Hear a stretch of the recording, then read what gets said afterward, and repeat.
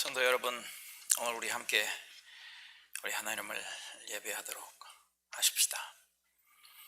오늘도 이 예배 시간을 허락하신 우리 하나님 앞에 감사하면서 오늘도 또 이 예배를 통해서 하나님께서 우리의 영혼을 새롭게 회복시켜 주시기를 소망하시면서 우리 함께 예배하도록 하십시다. 우리 다 같이 눈을 감고 우리가 예배하는 보이지 않는 영으로 함께 하시는 우리 하나님께 집중하고 또 그 하나님의 임재를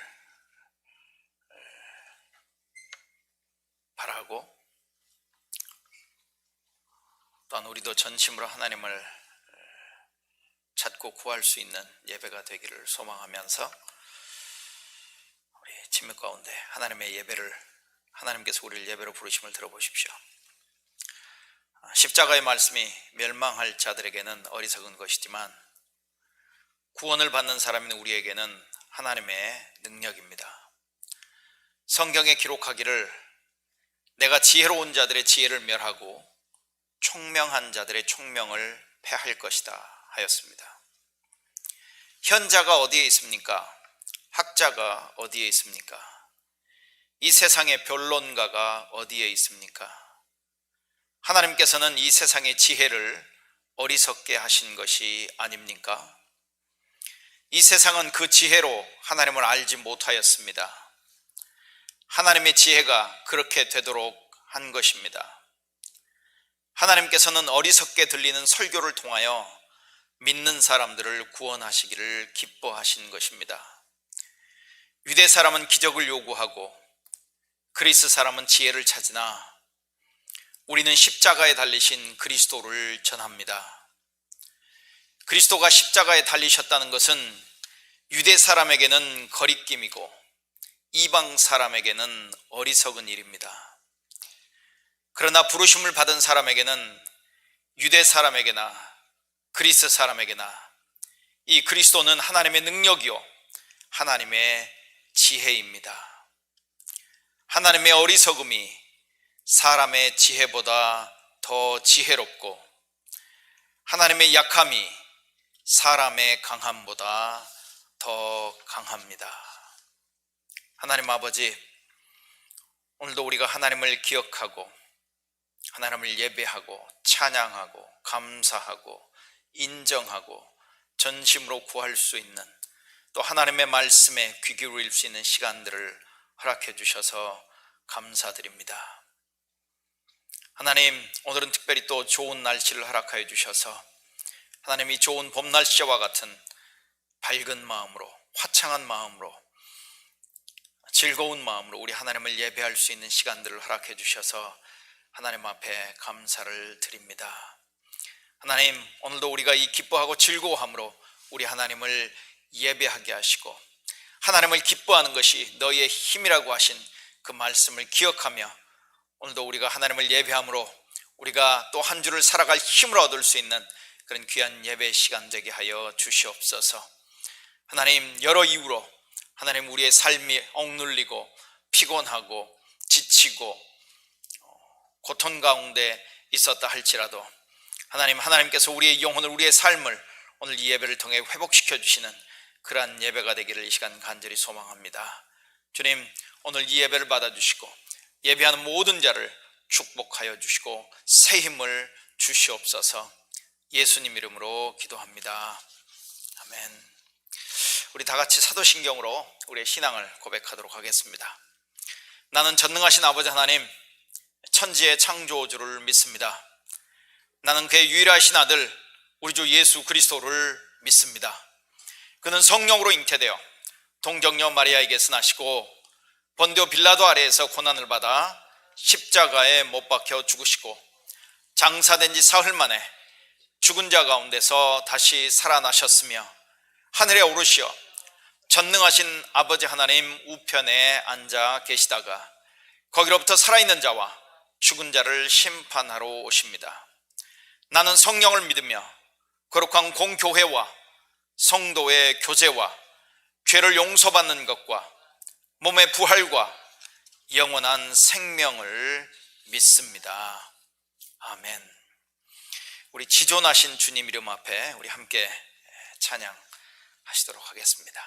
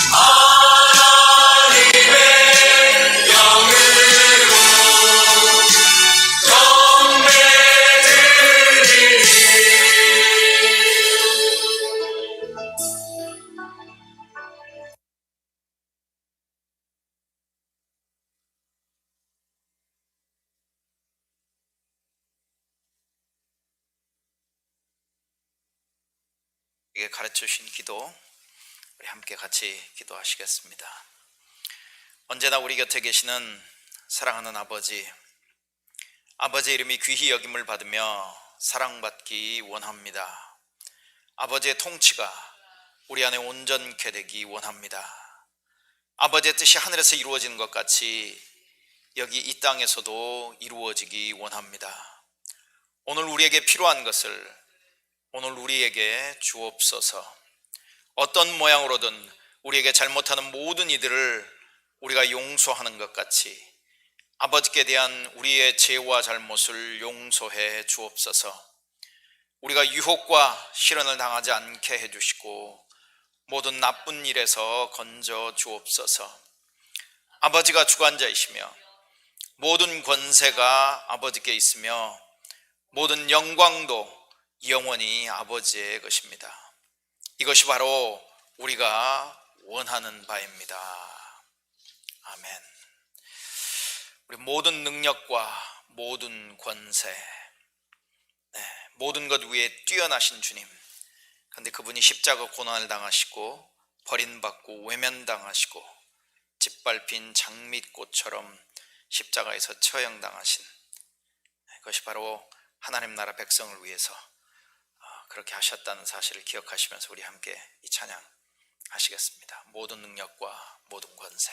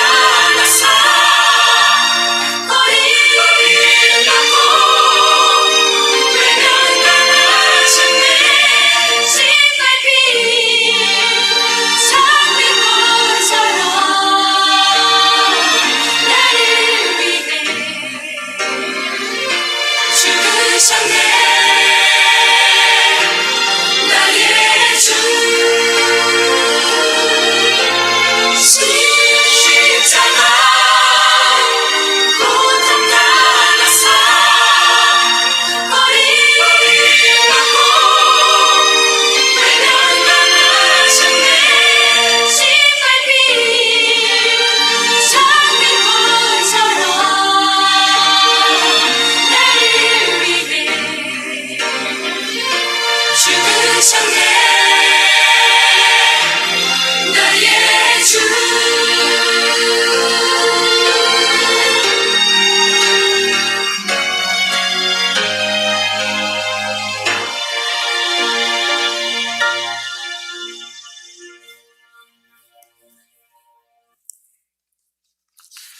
여러분, 오늘 열방을 위한 기도는 아프리카 대륙에 있는 토고라고 하는 나라입니다. 토고. 여러분, 저희가 열방을 위해 기도한 지가 꽤 됐습니다. 1년 정도 아마 조금 넘은 것 같은데요. 어떻게 여러분들 좀 관심이 열방을 향해서 조금 더 관심을 갖게 되셨는지 모르겠습니다.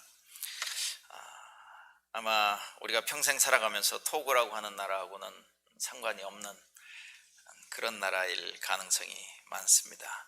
아프리카 대륙 왼쪽으로는 가나가 위치해 있고요, 오른쪽으로는 나이제리아.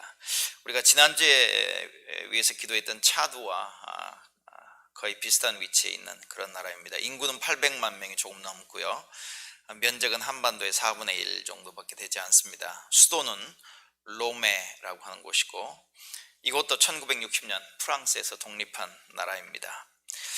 대한민국 외교부 자료에 의하면 이 토고의 1인당 GDP는 618불. 지난주에 우리가 살펴봤던 차드는 700불이 좀 넘었는데, 이 토고라고 하는 나라는 618불입니다. 대한민국과는 63년의 외교 관계가 수립이 되어 있고요, 주 가나 한국 대사관에서 겸임하여 이렇게 일하고 있습니다. 그런데 놀라운 건 2019년 기준으로 우리 교민이 57명이나 있네요. 2019년 기준으로 57명이나 우리 교민이 토고에 살고 있습니다. 이 토고에는 58개의 종족이 있고요, 미존도 종족으로 분류되는 종족은 8개, 미존도 종족 인구로 구별되는 인구는 60만 명 정도 됩니다.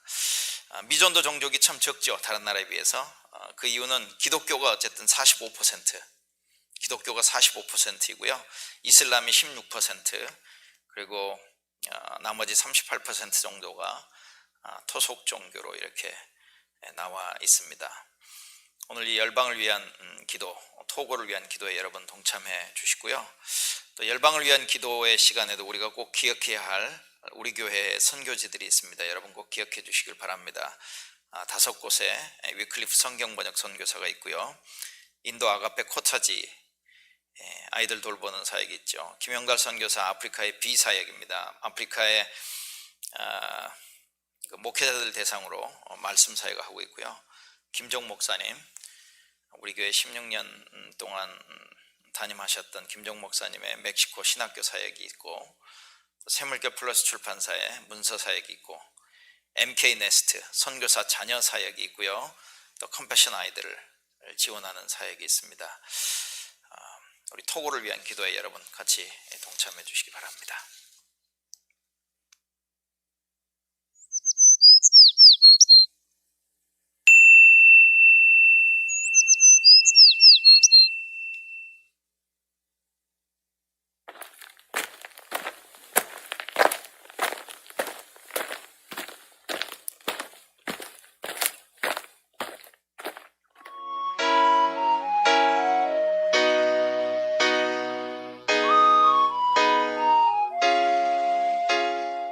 하나님 아버지, 이 시간 아프리카 토고를 위하여 기도드립니다.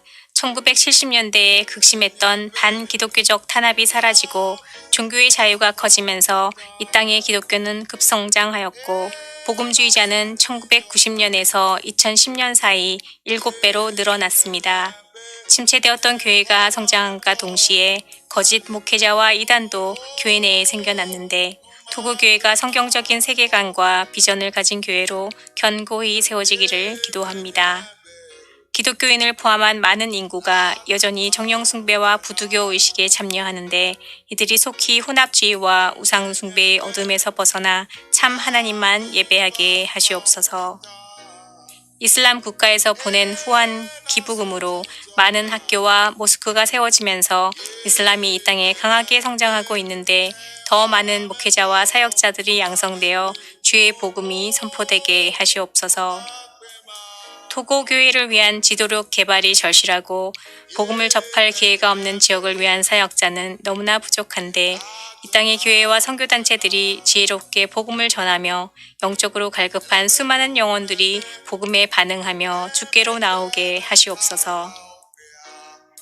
교육에 사용되는 두 개의 언어 중 카비에어로 성경이 번역되었는데 교육을 받은 지도자들과 영향력 있는 많은 사람들이 하나님의 말씀을 읽고 변화됨으로 이 땅에 선한 영향력을 끼칠 수 있기를 기도합니다. 문맹률이 높은 토고에서는 청각 자료가 필수적인데 55개 언어로 녹음 제작된 기독교 자료가 복음 전파를 위한 효과적인 도구로 사용되며 많은 영혼들이 주께 회복되게 하시옵소서. 예수 그리스도 이름으로 기도드립니다. 아멘.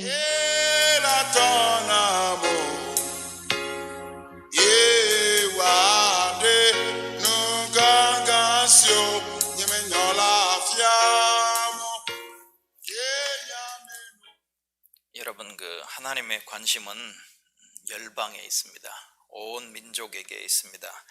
하나님의 관심이 있는 곳에 우리의 관심도 있을 수 있도록 열방을 위한 기도 제목 여러분에게 보내드렸습니다. 일주일에 한 번이라도 한번 살펴보시고 잠시라도 이 기도 제목을 위해서 같이 기도해 주시면 좋을 것 같습니다. 그래서 저희들이 금요일날 우리 드라이브인 금요 기도회로 모일 때도 열방을 위한 기도를 우리 함께 하고 있습니다.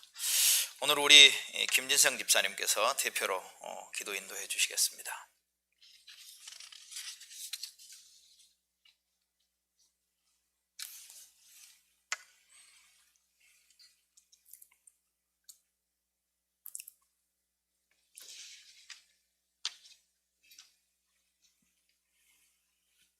하나님께로 가까이 가십시오.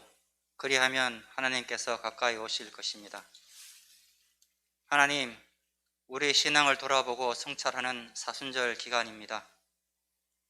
각자의 처소에서 혹은 교회에 모여 하나님께 예배할 수 있어 감사합니다. 우리의 마음과 정성을 다해 드리는 이 예배 시간을 통하여 하나님의 은혜와 평강이 풍성하게 임하길 기도합니다. 코비드19 가운데 사순절을 보내며 우리의 신앙을 돌아봅니다. 코비드19 전에도 계셨던 하나님, 코비드19 가운데서도 계신 하나님, 동일한 하나님인데 예배의 모습이 달라졌다 하여, 환경이 달라졌다 하여 우리가 하나님을 대하는 모습이 달라지지 않았는지 돌아봅니다. 이제 많은 사람이 백신을 맞고 머지않아 코비드19도 사그라져서 일상이 회복될 것입니다. 이 모든 순간 하나님의 인도하심을 바라고 더 하나님께 의지하는 우리가 되길 기도합니다. 하나님을 더 깊이 알아가고 이웃을 더 넓게 이해하는 우리가 되길 기도합니다. 우리의 삶을 돌아봅니다. 선한 일이 무엇인지 알면서도 행하지 않으면 죄라고 하셨는데 우리는 선한 일을 하지 않을 뿐 아니라 오히려 악한 일에 앞장서려 하는지도 모릅니다. 참으로 수치와 부끄러움을 잃어버린 시대를 살아갑니다. 자신에겐 한없이 관대하고 남에겐 너무나 무자비합니다. 세상의 소금이라 빛이라 하셨지만 오히려 세상 풍조에 휩쓸려 가는 것을 당연한 것으로 여깁니다. 하나님의 공의가 강처럼 흘러가야 함에도 나에게 득이 되는 것이면 수단과 방법을 가리지 않고 가지려는 모습을 봅니다. 그러한 모습을 내어놓으려는 용기도 부족합니다. 하나님, 바쁜 중에 틈을 내어 읽는 하나님의 말씀 속에서 순간순간 탄식처럼 내어뱉는 기도 속에서 하나님 뜻을 발견하고 하나님의 사람으로서의 모습을 회복하기를 소망합니다. 나보다 약한 자를 일으켜 세우고 나보다 덜 가진 자를 돌아보고 베푸는 우리가 되길 기도합니다. 자신의 잘못을 인정하고 다른 이의 잘못을 품어줄 수 있는 참된 하나님의 사람이 되길 기도합니다. 세상의 대세를 따르는 것이 아니라 하나님의 대의를 따르는 그리스도의 군사가 되길 기도합니다. 하나님, 미얀마를 위해 기도합니다. 오랜 기간 군부의 독재로 인한 탄압과 폭정, 그리고 최근 쿠데타에 반항하는 시민들의 항거, 시위대와 민간인에 대한 학살로 인해 그 땅의 백성들이 고통받고 있습니다.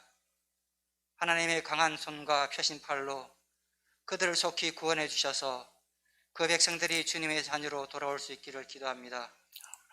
모든 파괴와 폭력이 사라지고 평화가 회복되길 기도합니다. 하나님, 비전 선교교회가 어떤 상황 속에서도 주 안에서 하나 된 공동체성을 회복하고 선교적 삶을 살아가는 말씀이 중심이 되는 교회가 되게 하시고 참된 코이노니아를 이루며 나눔과 섬김이 풍성한 교회가 되기를 기도합니다. 목사님, 영광 강건하게 하시고 목자들과 각 부서장들 청지기로서의 사명을 잘 감당할 수 있도록 인도해 주시길 기도합니다. 이제 주님의 말씀을 듣습니다. 우리의 마음을 잘 다스려 주의 종을 통해 전하시는 말씀이 올바르게 전해지게 하시고 말씀을 들은 대로 삶에서 실천하는 우리가 되기를 기도합니다. 우리 주 예수 그리스도의 이름으로 기도합니다. 아멘. 네, 오늘 본문, 오늘 말씀은 마가복음 8장 27절부터 33절, 34절까지의 말씀을 보도록 하겠습니다. 마가복음 8장 27절부터 33절.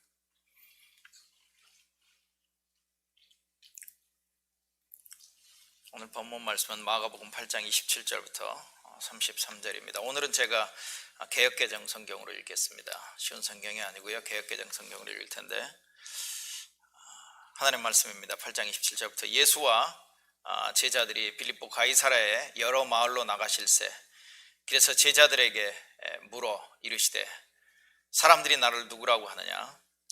제자들이 여짜와 이르되 세례 요한이라 하고 더러는 엘리야라, 더러는 선지자 중에 하나라 하나이다.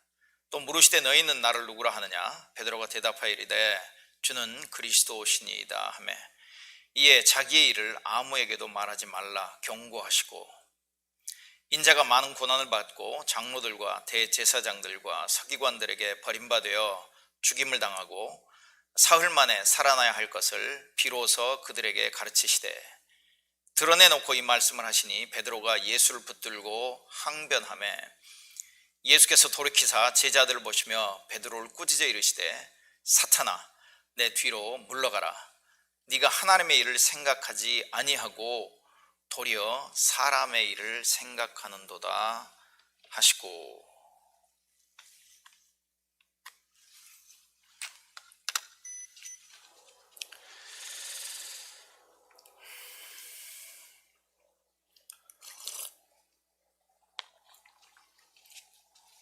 우리가 지난주까지 말씀을 우리가 잠시 되돌아본다면 예수님께서 우리를 초대하고 계셨던 이야기를 우리는 살펴보았습니다. 오병이어의 사건을 통해서 예수님께서 자기를 계시하시고 또 우리를 예수님 자신에게로 초대하시는 모습을 보았습니다. 이렇게 말씀하셨죠. 영원히 있는, 그리고 영원한 생명과 관련이 있는 그런 양식을 위해서 일해라. 하나님이 요구하시는 일은 단 한 가지다. 바로 하나님께서 보내신 사람을 믿는 것이다. 다른 말로 얘기하면 예수님이 그렇게 얘기하신 것이죠. 나를 믿어라, 나를 믿어라. 그러면 영원한 생명을 얻게 될 것이고 마지막 날에 부활할 것이다. 우리를 그렇게 초대해 주셨습니다. 그리고 하나님이 보내신 분을 믿는다는 것은 곧 그분에게 우리의 삶을 거는 것이라는 말씀을 나눴죠. 우리가 그분에게 우리의 삶을 걸 때 그분은 우리에게 영원한 생명을 주시고 마지막 날의 부활에 참여하게 할 것입니다. 그런데 만약 그분의 초대가 영원한 생명 그리고 마지막 날의 부활에 참여하는 것만이 아니라 그분의 초대가 우리를 고난으로 초대하는 것이라면 여러분은 어떻겠습니까? 여러분 여전히 여러분의 삶을 그분에게 거시겠습니까? 오늘 본문에서 예수님께서는 제자들을 고난으로 초대하고 계십니다. 거기에 제자들은 극렬 반대하고 저항하는 그런 모습을 우리는 볼 수 있죠. 오늘 본문의 문맥은 이렇습니다. 8장 20절부터 30절 오늘 본문, 아니면 8장 27절부터 33절을 가리켜서 마가복음을 둘로 나누는 분수령으로 우리는 이해할 수 있습니다. 이제 1장 1절부터 8장 26절까지는 예수님의 권위에 집중합니다. 다른 말로 얘기하면 예수님의 가르침, 그리고 예수님께서 하나님 나라를 선포하고 계시는 그런 말씀, 또는 질병을 이기시고 또는 자연 현상들을 잠잠케 하시기도 하고 악한 영들을 잠재우시는, 그리고 죽음과 죄의 문제에 있어서 예수님께서 절대적인 주권을 드러내신 그런 예수님의 권위에 집중을 했다면, 이제 8장 27절부터는 예수님의 고난과 죽음에 초점을 맞추면서 예수가 그리스도, 그리고 예수가 메시아이심을 증거하는 그런 구조로 되어 있음을 우리는 알 수 있습니다. 그러니까 그런데 오늘 8장 27절이 그런 분수령이 된다라고 하면, 그런 분수령이 되는 시점에서 예수님께서 제자들에게 질문하시는 거죠. 사람들이 나를 누구라고 하느냐? 사람들이 나를 누구라고 하느냐? 도대체 유대인들은 그동안 예수님 1장 1절부터 8장 27절까지 거기까지 기록되어 있는 그 예수 그리스도의 모습을 보고 유대인들은 도대체 예수를 뭐라고 부르는가? 예수를 누구로 이해하고 있는가? 예수님께서 궁금해서 이제 그런 질문을 하고 계시는 것이죠. 유대인들의 이해는 예수님은 아마 예언자 같은 분이신 것 같습니다. 구약의 예언자의 전통을 이어받은 그런 예언자 중에 한 분인 것 같습니다. 이렇게 얘기를 하죠. 굉장히 긍정적인 평가이죠. 그리고 매우 높은 평가이기도 합니다. 물론 예수님께서 기대하셨던 예수님의 기준에는 약간 미치지 못하지만 대단히 긍정적이고 아주 높은 평가를 주고 있었던 모습을 볼 수 있죠. 그러나 여전히 예수님은 그 대답에 만족하지 않으셨습니다. 그래서 제자들에게 다시 질문을 하죠. 그러면 너희는 나를 누구라고 하느냐? 그러면 너희는 나를 누구라고 하느냐? 여러분은 예수를 누구라고 하시겠습니까? 만약 저나 여러분에게 예수님께서 이런 질문을 하신다면 우리는 어떻게 대답할 수 있을까? 너희는 나를 누구라고 하느냐? 아마 우리가 고백하는 예수에 따라서 우리의 신앙의 모습이나 우리의 삶의 모습도 굉장히 다를 것이라고 우리는 생각해 볼 수 있습니다. 자, 예수님께서 제자들에게 너희는 그럼 나를 누구라고 하느냐라고 질문을 했더니 제자들의 답변입니다. 제자들의 답변을 대표해서 베드로가 그렇게 대답을 하지요. 당신은 그리스도십니다. 당신은 그리스도십니다. 우리 성경에는 이렇게 번역이 되어 있어요. 주는 그리스도십니다. 근데 그 말을 그냥 좀 존중해서 번역을 하다 보니까 주는 그리스도십니다 이렇게 번역을 하고 있지만 사실 그냥 당신은 그리스도이십니다. 왜냐하면 예수님께서 너희들은 도대체 나를 누구라고 하느냐? 당신은 그리스도십니다. 물론 당신이라고 표현하는 게 우리말로는 좀 무리한 것 같아 보이기도 하고 거친 표현인 것 같기도 합니다. 그래서 아마 우리 성경에도 주는 그리스도십니다 이렇게 번역을 하고 있는 것 같아요. 그런데 정확한 번역은 당신은 그리스도이십니다. You are the Christ. 정확한 고백이죠. 정확한 고백입니다. 오늘도 우리 예배 초반에 예수는 그리스도이심을 우리는 찬양을 했습니다. 그때 여러분 예수는 그리스도라고 찬양을 하면서 여러분은 어떤 그림을 그리셨는지 모르겠어요. 여러분이 가지고 있는 그리스도의 이미지가 뭔지 모르겠습니다. 당신은 그리스도십니다. 예수는 그리스도십니다라고 할 때 여러분이 그리는 그림, 그것이 분명하면 분명할수록 아마 그 그림은 여러분의 삶에 더 큰 영향을 미칠 수 있을 것이고, 여러분이 그리는 그림이 분명하지 않다면 여러분의 신앙도 아마 그렇게 분명하지 않는 어떤 그런 모습으로 나타날 가능성이 많다고 하는 것이죠. 당신은 그리스도십니다. 이 말을 할 때 그리는 그림이 도대체 어떤 그림이어야 할까라고 하는 생각을 해봅니다. 여러분, 우리는 예수 그리스도가 입에 배어 있죠. 그렇죠? 네, 예수 그리스도. 예수 얘기하면 그리스도라고 하는 단어가 같이 따라 나오지 않으면 우리가 뭔가 허전한. 그래서 예수 그리스도는 우리의 그냥 입에 배어 있습니다. 그렇기 때문에 우리는 예수 그리스도라고 고백할 때, 다른 말로 얘기하면 예수는 그리스도라는 거죠. 예수 그리스도, Jesus Christ는 예수는 그리스도이십니다라고 하는 것을 이제 합해서 이렇게 얘기하는 거 아니겠습니까? 너무 익숙하게 우리가 얘기하다 보니까 예수가 그리스도십니다라고 할 때 도대체 우리는 어떤 의미로 고백하고 있는 것일까? 네. 여러분, 예수가 그리스도라고 할 때 여러분의 그리는 그림은 어떤 그림입니까? 어떤 죄를 지어도 용서해 주시는 그런 분? 그렇기 때문에 나는 guilty free 하는 어떤 삶을 살 수 있도록 나의 삶을 만들어 주시는 분?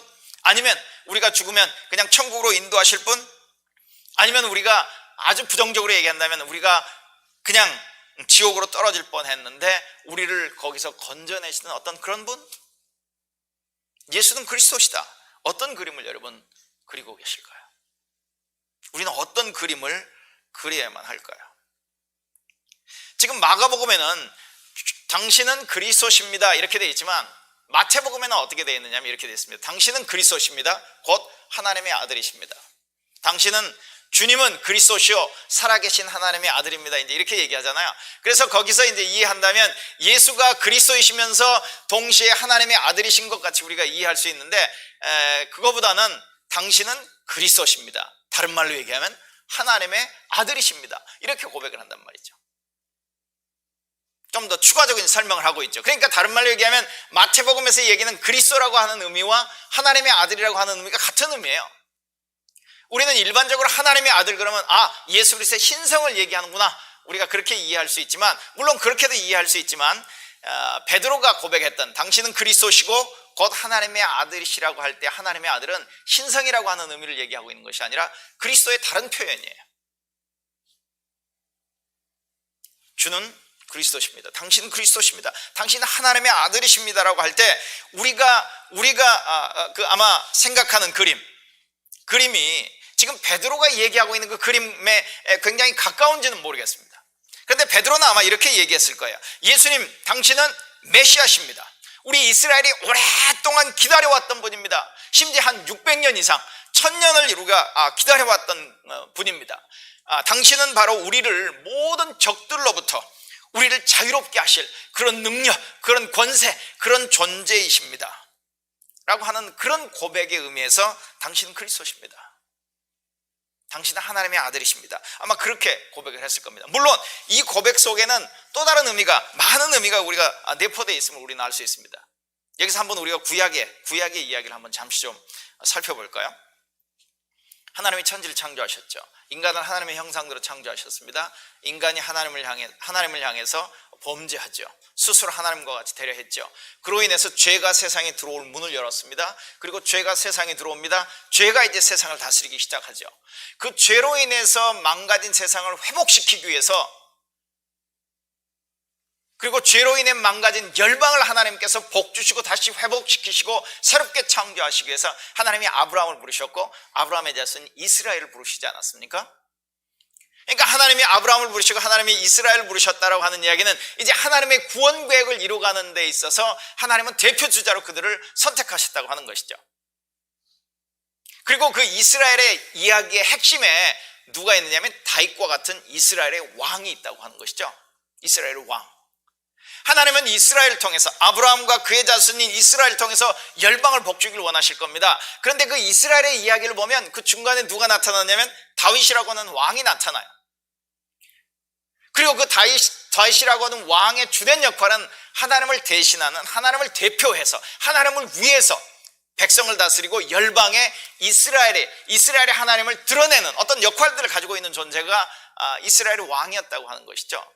그 이스라엘의 왕을 가리켜서 기름 부음 받은 자, 메시아, 우리는 그리스도라고 얘기할 수 있다는 것이죠. 그 이스라엘의 긴 왕의 역사 마지막에 정말 이스라엘을 회복시킬, 이스라엘을 외세의 지배와 압력으로부터 구원해낼 어떤 그 진정한 왕이라고 하는 분을 우리가 기다리고 있었는데, 우리 민족이 그동안 오랫동안 기다려왔었는데 바로 당신이 그런 분이십니다. 지금 그런 의미로 베드로는 아마 고백을 하고 있는 것일 겁니다. 지금 예수님 시대 이전 최소한 600년 동안, 예수님 시대로부터 시작해서 그 이전에 600년 동안도 지금 이스라엘 백성들은, 유대 백성들은 바벨론으로부터 시작해서 외세 지배 아래 있지 않았었습니까? 잠시 그 독립적인 어떤 시간들을 갖기는 했습니다만은 웨스의 지배 아래 있었다고 하는 것이죠. 그렇기 때문에 거기로부터 우리를 자유케 해주실 어떤 진정한 왕, 참된 왕, 다윗의 후손, 다윗과 같은, 그러나 다윗보다 더 뛰어난 어떤 존재로 오신 분, 당신은 그리스도십니다. 당신은 메시아이십니다. 당신은 하나님의 아들이십니다. 예수님께서 칭찬하시죠. 마가복음에 나와 있지 않습니다만 마태복음을 보면 예수님께서 칭찬합니다. 베드로의 고백이 맞았다는 것이죠. 베드로의 대답이 맞다는 겁니다. 그리고 나서 예수님께서 곧바로 이어서 그리스도에 대해서 추가 설명을 해주십니다. 당신은 그리스도십니다. 그래, 맞아. 그런데 그 의미에는, 네가 고백하는 그 의미에는 이런 의미가 추가가 돼야 되는 거야 라고 얘기하면서 그 그리스도에 대한 추가 설명을 해주세요. 그 말씀이 바로 오늘 본문 31절이죠. 이렇게 얘기합니다. 인자가 많은 고난을 받고 장로들과 대제사장들과 서기관들에게 버림받아 죽임을 당하고 사흘 만에 살아나야 할 것을 비로소 그들에게 가르치시되 드러내놓고 이 말씀을 하시니. 네가 고백하는 그 그리스도, 그래 맞아, 나는 그리스도야, 나는 하나님의 아들이야, 나는 메시아로 왔어, 나는 내 백성을 구원해낼 거야, 어떤 그런 말씀을 하시면서, 그런데 거기에 그 그리스도의 임무에는 고난이 포함되어 있는 거예요. 고난과 죽음과 부활이 포함되어 있는 거야라고 하는 이야기를 추가로 설명을 한다고 하는 것이죠.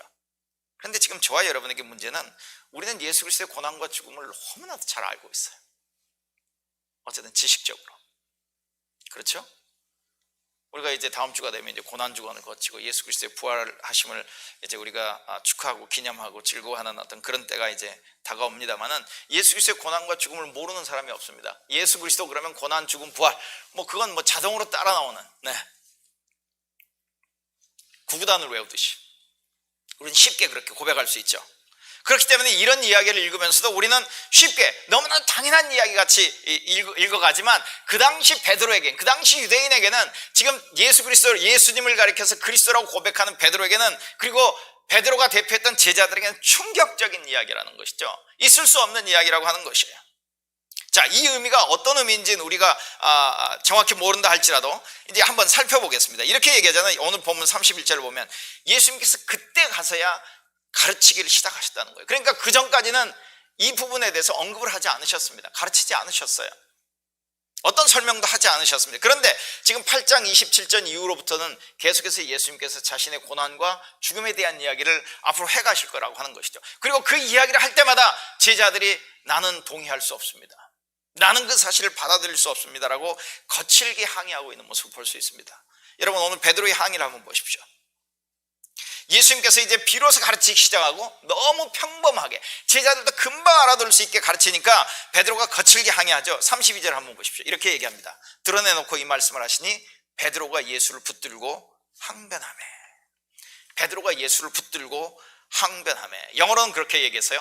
Took him aside. Peter took Jesus aside. 옆으로 이제 끌고 가는 겁니다. 그리고 여기는 항변이라고 돼 있는데요. 항변이라고 돼 있는데, 제가 아마 이 본문과 관련해서 여러 번 그런 말씀을 드렸을 겁니다. 이 항변하다라고 하는 표현도 이렇게 우리가 온전한 번역으로도 볼 수 있겠습니다만은, 새 번역은 이렇게 돼 있어요.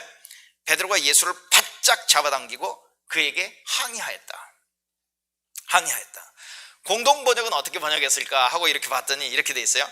이 말씀을 듣고 베드로는 예수를 붙들고 그래서는 안 된다고 펄쩍 뛰었다.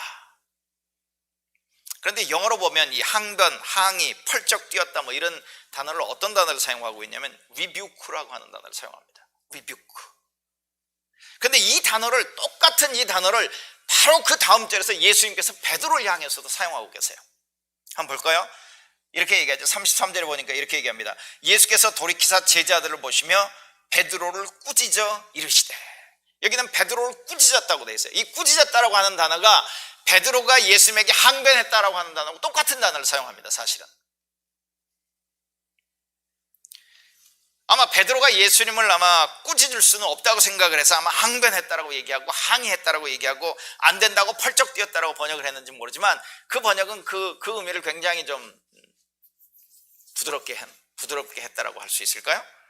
근데 예수님께서는 베드로를 꾸짖고 있단 말입니다. 다른 말로 얘기하면 이 똑같은 단어를 베드로가 예수님을 향해서, 그리고 예수님이 베드로를 향해서 사용하고 있다라고 하는 이야기는 두 사람의 생각이 첨예하게 대립하고 있다는 이야기를 보여주고 있다는 것이죠.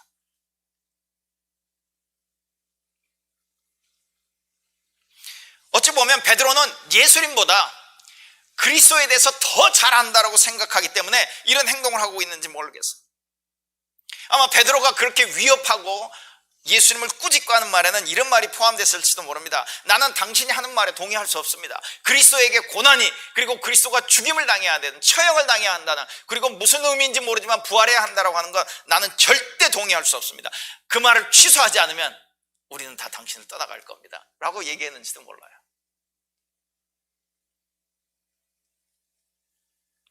어떻게 그런 말을 할 수 있습니까? 절대 있을 수 없는 말입니다. 다른 말로 얘기하면 베드로가 지금 예수님을 고치려 드는 거죠. 베드로는 예수가 언급한 그리스도 메시아 역할에 대한 그 예수님의 그 견해를 지금 고치고 싶은 거예요. 예수님이 그 생각을 포기하도록 만들고 싶어지는 거죠. 베드로의 항의가 얼마나 확고한지 우리는 알 수 있는 것 아니겠습니까? 그런데 여러분, 베드로만 그럴까요? 저와 여러분은 안 그럴까요?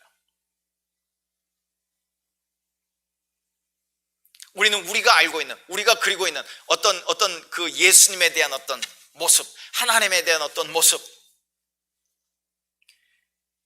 그 모습만 하나님에게 가서, 그리고 예수 이름으로 끊임없이 우리도 하나님에게 요구하고 있는 건 아니냔 말이죠. 난 그런 하나님의 모습은 나는 동의할 수 없습니다. 받아들일 수 없습니다. 하나님이 고치셔야 합니다 라고 하는 어떤 강력한 저항, 항의, 심지어 꾸짖기까지 하는. 베드로 놀랍잖아요. 베드로 정말 솔직한 것 같아요. 숨기지 않아요. 여러분, 베드로가 그리고 있는 그 그리스도, 그러니까 다른 말로 얘기하면 그리스도를 가장 쉽게 표현하는 단어는 그냥 왕입니다. 왕. 당신은 이스라엘 왕입니다. 근데 그냥 이스라엘 왕이 아니라 하나님의 구원 계획을, 하나님의 열방을 구원하기를 원하시는 하나님의 그 구원 계획을 결정적으로 이루실 이스라엘의 왕입니다. 왕이라고 하는 단어로 표현하는 것이 아마 가장 쉬운 것일 겁니다. 그리스도, 메시아, 왕. 근데 여러분, 예수 그리스도 하면 사실 저도 그렇지만 여러분도 아마 그럴 겁니다. 그림이 잘 그려지지 않아요. 예수 그리스도라고 하면.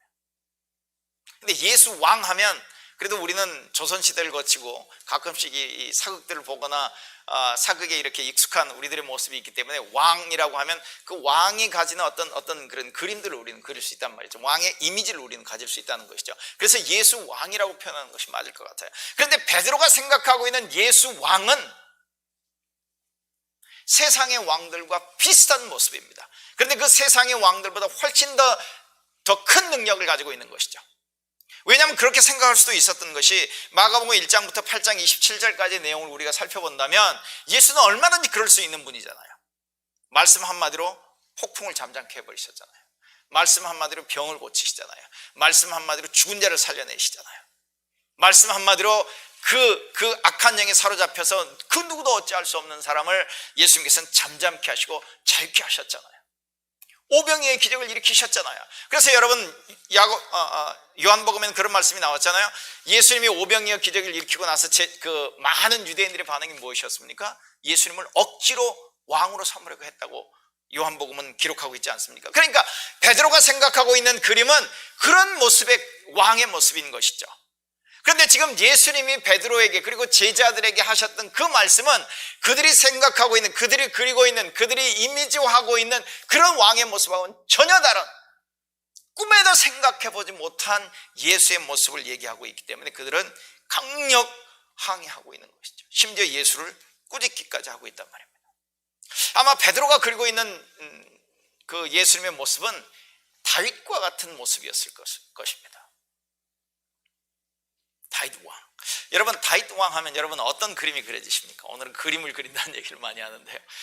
저는 예술에는 전혀 그냥 젬병이라서 그림을 그리거나 이미지가, 다윗의 이미지가 어떤 이미지가 떠올라요? 저도 설교를 준비하다 보니까 다윗 그러면 목동? 티네이저? 예뻐 보이고 아주 착해 보이는 어떤 다윗 목동의 여러분 다윗의 이미지가 여러분 그려지십니까?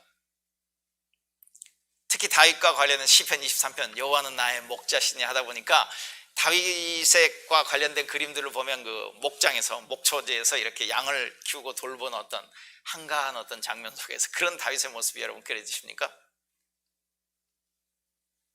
그 그림은 다윗의 온전한 모습이 아닙니다. 여러분 다윗이 골리앗과 싸웠을 때의 모습이 물론 티네이저일 때이긴 하지만 그는 warrior, 영어로 얘기하면 warrior입니다. warrior, victor, 승리자, 용사. 여러분 다윗과 관련된 사무엘 상하의 이야기를 읽어보시면 거의 다윗은 전쟁에서 승리하는 용사의 모습으로 그려지고 있다고 하는 것이죠. 더더군다나 지금 유대 백성들이 최소한 600년의 외세 지배 아래 있다 보니까 그들이 어쩔 수 없이 찾고 있었던 존재는 아마 다윗과 같은, 그렇지만 다윗보다도 훨씬 완벽한, 훨씬 뛰어난, 훨씬 더 큰 능력을 가진 어떤 그런 존재를 그들은 기다리고 있었을 것이라고 하는 것이죠. 베드로의 대답을 보면 우리는 알 수 있다는 거예요. 베드로가 그런 생각을 그리고 있었기 때문에, 그런 생각을 가지고 있었기 때문에 예수님을 향해서 꾸짖고 있는 겁니다. 그냥 한 번 얘기하는 것이 아니라요, 이 표현을 보면 예수님을 코너로 몰고 가서 한동안 꾸짖은 것 같아요. 굉장히 많은 말을 했던 것 같아요. 이 성경 본문에는 아주 간단하게 한 줄로 이렇게 요약이 되어 있지만, 여러분 저와 여러분의 신앙 삶에서도 어찌 보면 하나님과 우리 사이의 씨름이에요. 나는 내가 요구하는 것을, 내가 원하는 것을 끊임없이 하나님 앞에 요구하고, 근데 말씀을 읽거나 아니면 말씀을 듣거나 아니면은 여러 가지 경우를 통해서 하나님이 나에게 요구하신 것 사이에서 끝없는 마찰들이 우리 속에 일어나고 있다는 것이죠. 그리고 우리는 그것을 쉽게 포기하려고 하지 않습니다. 쉽게 포기하려고 하지 않아요.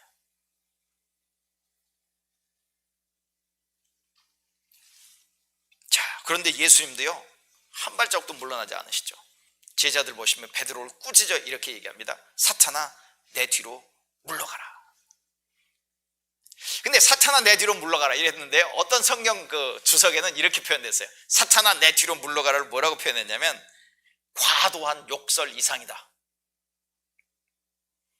어떻게 성경에 욕설이라고, 예수님이 이렇게 표현한 걸 어떻게 욕설이라고 표현할 수 있느냐, 이렇게 얘기할 수 있을지 모르지만, 지금 예수님이 베드로 그리고 베드로를 비롯한 다른 제자들에게 말씀하신 그 말씀의 그 강도, 예수님은 결코 한 발짝도 물러나지 않은, 내가 그리스도라고 얘기했을 때 그리스도는 고난과 죽음과 부활을 모두를 다 포함하고 있다고 하는 것, 그 의견에 한 발자국도 물러나지 않는 베드로나 어떤 누구의 주장에도 지지 않겠다라고 하는 그 예수님의 그 강한 모습이 담겨있는 그 표현을 이해하기 위해서는 이렇게 표현해도 괜찮을 것 같아요. 과도한 욕설 이상의 표현이었다.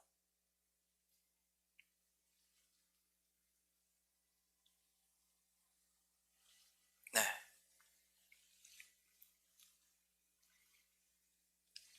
베드로가 고백하고 있는, 베드로가 생각하고 있는 그리스도의 모습에는 힘, 어떤 무력, 권력, 승리자.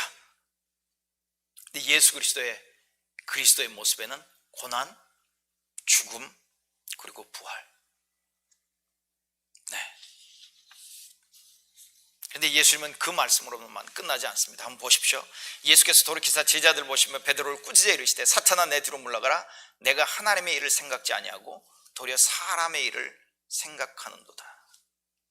네 생각은 철저하게 네 중심적이구나. 하나님 중심이 아닌 네 중심적이고.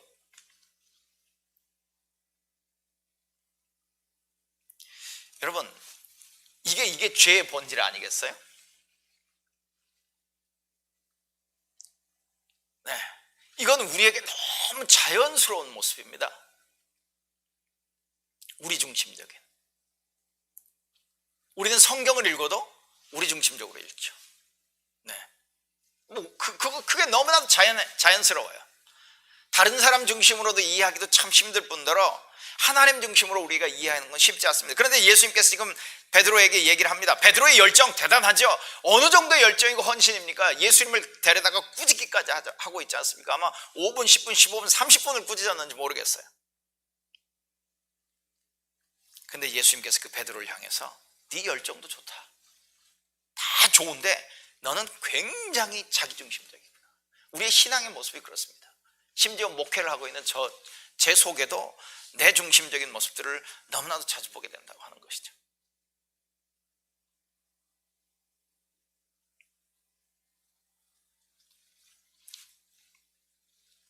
넌 하나님의 일을, 하나님과 관련된 일을 생각하지 않는구나, 이렇게 얘기하면서 예수님께서 제자들에게 이 기회에 제자들의 삶을 고난으로 초대하는 모습을 우리는 볼 수 있습니다.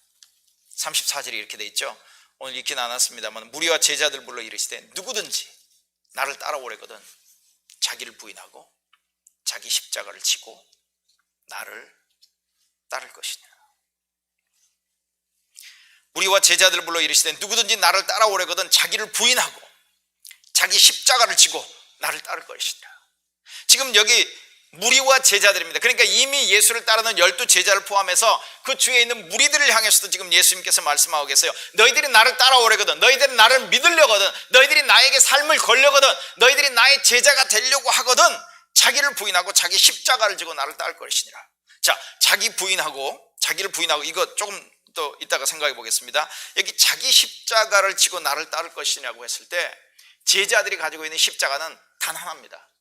그 당시 로마를 한 거에서 저항했던 모든 반역자라고 생각했던 사람들을 처형하는 수단이었죠. 여러분, 예수님만 십자가에 처형당하신 것 아닙니다. 그 당시에 최소한 2,000명, 3,000명 굉장히 많은 숫자가 로마에 항거하다가 십자가에 처형당한 그런 시대이죠. 그러니까 여기서 예수님께서 자기 십자가를 지고 나를 따를 것이니라고 했을 때 제자들이 이 말을 들었을 때 그들이 그리고 있는 그림은 그 그림입니다. 여러분, 자기 십자가를 지고 나를 따를 것이다 이렇게 얘기했을 때 자기 십자가를 보통 우리는 그렇게 이해했었죠. 뭐 속색이는 남편, 속색이는 아내, 아니면 속색이는 자녀, 뭐 아니면은 뭐 목회자라고 그러면 뭐 속색이는 어떤 성도 한 사람, 뭐 이런 정도의 어떤, 그게 내 십자가야, 내 십자가, 뭐 이렇게 얘기를 하는데, 아니요, 여기서 십자가에 얘기하는 것은 십자가의 처형, 죽음을 얘기하는 겁니다. 그냥 뭐 다른 의미가 없어요. 이걸 다르게 설명할 필요가 없습니다. 그냥 죽음이에요.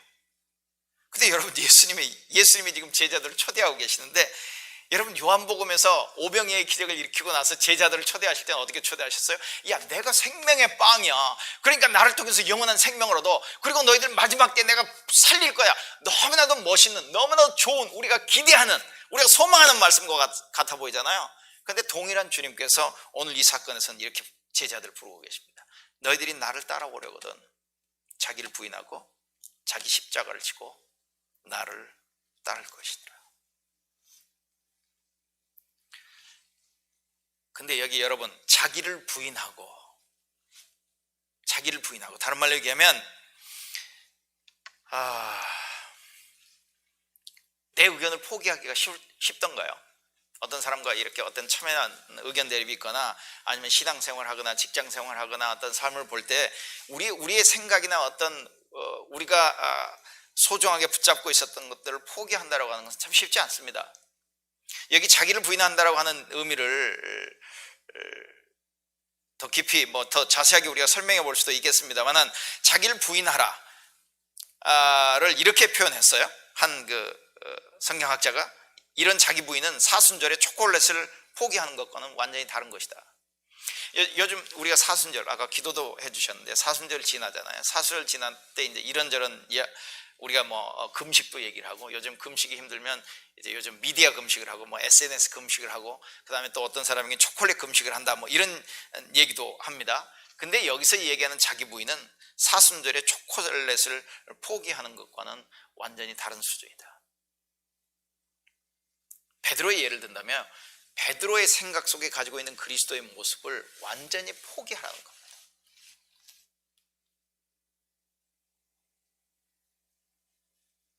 베드로가 그리스도에 대해서 그리고 있는 그림을, 그래서 여러분 이제 뒤에서 우리가 살펴보겠습니다만은, 결국 베드로가 결정적으로 예수님을 3번 부인했던 결정적인 이유는 그가 자기 자신을 부인하지 못했기 때문에 예수를 부인했다는 얘기 아니겠습니까?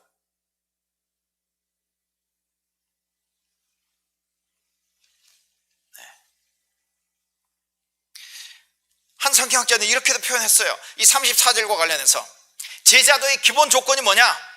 처형당하러 가는 예수에게 동참하라는 요청이다. 처형당하러 가는 예수에게 동참하라는 요청이다. 네. 우리가 예수를 따르기로 작정했다면 우리를 부르신 예수 그리스도의 초대장에는 이 내용도 포함되어 있다고 하는 것이죠. 예를 들면 설명을 해보면 이럴까요? 예를 들어서 설명을 해보겠습니다. 여러분, 결혼이라고 하는 것, 지난주에도 말씀을 드렸죠. 네, 결혼이라고 하는 것, 두 사람이 사랑해서 정말 결혼을 합니다. 두 사람이 만나서 사귀고 사랑해서 결혼을 합니다. 그리고 결혼할 때는 다 행복을 기대할 겁니다. 그래서 결혼을 뭐라고 표현할 수 있느냐면 행복으로 초대. 행복으로 초대라고 우리가 얘기해도 아마 틀리지 않을 겁니다. 자, 그런데 여기 지금 다 결혼해서 살고 계시는 분들이 계시는데 제가 한번 질문을 해보겠습니다. 여러분이 결혼을 했습니다. 정말 두 사람이 사랑해서 결혼을 했어요. 그리고 행복으로의 초대를 받았어요. 여러분, 행복한 시간도 많으셨죠? 그런데 지금까지 모든 시간들이 행복하기만 하셨습니까? 결혼하셨기 때문에 행복으로도 초대받았지만 여러분들은 고난으로도 초대받았다는 것을 아마 동의하실 수 있을 겁니다. 예를 들면 제 아내 이야기를 해도 될지 모르겠지만 제 아내가 저와 결혼을 했습니다. 저희는 6년 반 동안 연애를 하고 결혼을 했어요. 그리고 결혼을 할 때는 행복만을 아마 생각했었겠죠. 뜻하지 않게 제가 목회의 길로 가면서 아내도 동일하게 고난의 길로 접어든 겁니다. 그렇잖아요. 우리가 예수님의 초대를 받으면 우리는 영원한 생명으로의 초대예요. 영원한 생명으로의 초대는 행복도 포함되어 있을 겁니다. 기쁨도 포함되어 있을 거예요. 우리의 삶에 하나님의 복 주심에 대한 여러 가지 이야기들도 포함되어 있을 겁니다. 그런데 영원한 생명이 하나님과의 관계 속에서 우리가 생각을 한다면 하나님과의 관계 속에서 우리의 삶에는 우리가 어차피 어쩔 수 없이 이 세상 가운데 살아가고 있기 때문에 우리는 고난으로도 초대받았다고 하는 사실이에요. 그리고 예수께서 하나님의 뜻을 이루심에 있어서 베드로가 그리고 있는 다윗과 같은 어떤 승리자 아니면 용사의 모습으로 하나님의 구원의 뜻을 이루시는 것이 아니라 그리스도는 고난과 죽음과 부활을 통해서 하나님의 뜻을 이루신다면 우리도 그 일로 부름을 받았다고 하는 것이죠. 함께. 여러분이 오늘 교회 이제 예배 자료를 여러분에게 보내드렸는데 그 예배 자료에 그 교회 소식을 보셨으면 아시겠지만 이번 주 교회 소식 첫 번째가 제가 이 교회에 부임한 지 10년이 됐습니다. 이렇게 되어 있습니다. 10년이 됐어요.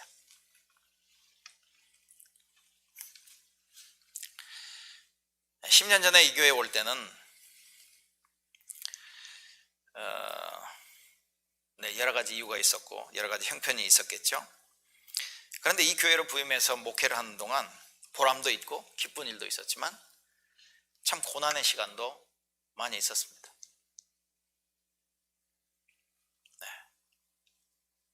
제가 지금 드리고자 하는 이야기는 예수께서 우리를 초대하실 때, 예수께서 우리를 자신에게로 초대하실 때, 하나님은 우리를 영원한 생명으로도 초대하셨지만 우리를 마지막 때 부활로, 여러분 마지막 때 부활은요 이렇게 생각하지 마십시오. 우리가 마지막 때 부활이라는 얘기는 죽었다가 깨어나 보니까 천국에 있더라의 문제가 아니고 마지막 때 우리가 부활할 것이라고 하는 이야기는 정말 하나님의 새로운 창조에 우리가 완전히 동참하게 되었다라고 하는 그런 의미로 우리는 이해할 필요가 있는데요. 우리를 초대하실 때 우리를 영원한 생명으로도 초대하셨을 뿐만 아니라 우리를 마지막 때 부활로도 새 창조에 동참할 수 있는 그 일로도 우리를 부르셨지만 예수께서는 우리가 이 땅을 살아가는 동안 우리를 고난과 심지어 죽음으로까지 초대하셨다는 사실이죠. 예수로 말미암아 내가 예수를 믿기 때문에 우리가 받는 고난, 내가 잘못해서 내가 죄를 지어서 어떤 그런 고난의 의미가 아니라 내가 예수를 따르기 때문에, 내가 예수를 믿기 때문에, 예수 그리스도와 함께 하나님의 나라를 이루어가시는 그 일에 내가 동참했기 때문에, 하나님께서 예수 그리스도를 통해서 열방을 복주기를 원하는 그 일에 내가 동참했기 때문에 우리에게 어쩔 수 없이 따라올 수 있는 그런 고난, 그런 죽음도 우리는 이해할 수 있어야 한다고 하는 것이죠. 여러분 사실 이제 다음 주가 되면 그 고난주가 아니고 고난주간의 금요일은 예수 그리스도의 십자가의 죽으심을 우리가 기념하는 시간입니다. 그것을 묵상하고 우리의 신앙을 돌아볼 수 있는 시간들도 필요하겠지만 사실 우리는 예수 그리스도의 고난에 직접적으로 참여할 수는 없습니다. 그렇잖아요. 예수 그리스도의 고난, 예수 그리스도께서 겪으신 고난과 죽음은 유일무이한 것이기 때문에 우리가 동참할래야 동참할 수가 없다는 것이죠. 그럼 우리는 어떻게 그분의 고난에 동참할 수 있는가? 우리의 삶 속에서 내가 예수 그리스도를 믿기 때문에, 예수 그리스도를 따르기 때문에 우리가 겪는 고난, 그 고난으로도 우리는 부름을 받았다고 하는 사실을 저와 여러분은 기억해야 할 것이라고 하는 것이죠. 그래서 아까 한 성경학자가 이렇게 얘기했던 자기 부인과 자기 십자가를 진다라고 하는 이야기는 사순절에 초콜릿을 포기하는 것과는 완전히 다른 수준의 이야기를 하고 있는 것이죠.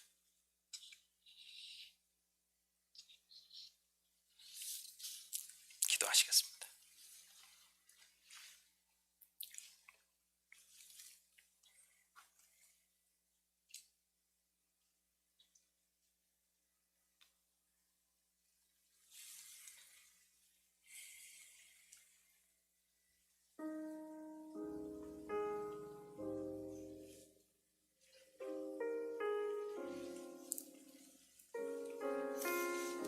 여러분, 예수께서 우리를 부르실 때는 영원한 생명으로 우리를 부르셨습니다.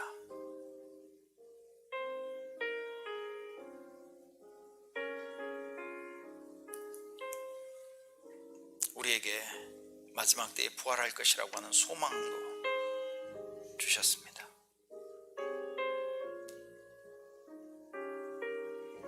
그러나 예수께서 나는 생명의 빵이다, 내 빵은 내 살이다, 내 살을 먹고 내 피를 마시라고 할 때는 예수 그리스도의 살을 먹고 피를 마심으로 영원한 생명을 얻고 마지막 때의 부활을 경험하게 되겠지만 또한 그분의 죽음에 동참하는, 그분의 고난에 동참함도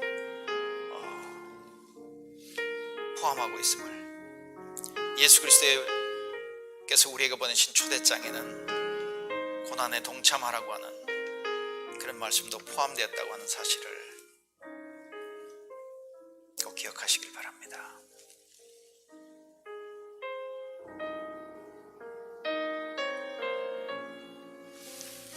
이제는 우리 주 예수 그리스도의 은혜와 하나님 아버지의 사랑하심과 성령의 교제하심이, 고난으로 초대하는 예수 그리스도의 초대장을 기꺼이 받고 이 땅을 살아가기를 소망하는 우리 성도들 위해 지금부터 영원토록 함께 하시기를 예수 그리스도의 이름을 의지하여 간절히 축원하옵나이다. 아멘.